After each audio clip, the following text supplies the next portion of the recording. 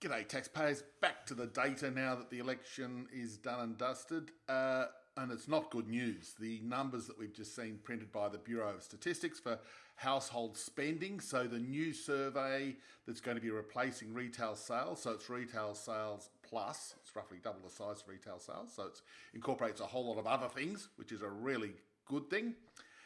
Minus 0.3% in March in nominal terms, a very weak result, the weakest in about 18 months, so impacted a tiny bit by some of the cyclone up in Queensland, but gee, we don't want to make too many excuses because even the other areas of spending were weak.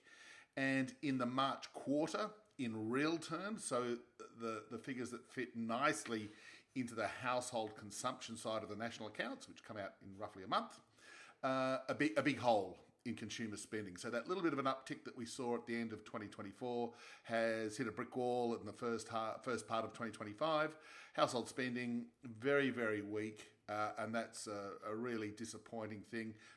Clearly, the interest rates settings from the RBA are crunching people.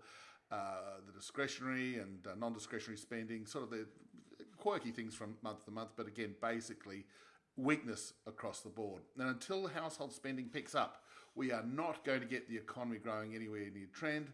Household spending will pick up if the labour market doesn't deteriorate and if consumers have a bit more improved cash flow. So the RBA, the folly and the errors of their way are showing up in the data, and it's most unfortunate.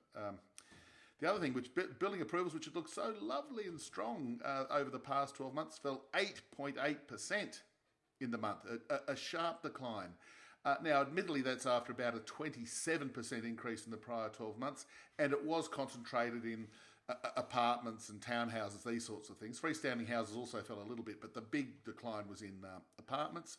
But nonetheless, it sort of makes the trend now tilt a little bit lower, having been so strong for the past 12 months. So builders clearly need a little bit of interest rate relief as well. So as we look at the post-election data flow ahead of the RBA meeting on the 20th of May, it's all weak, it's all disappointing.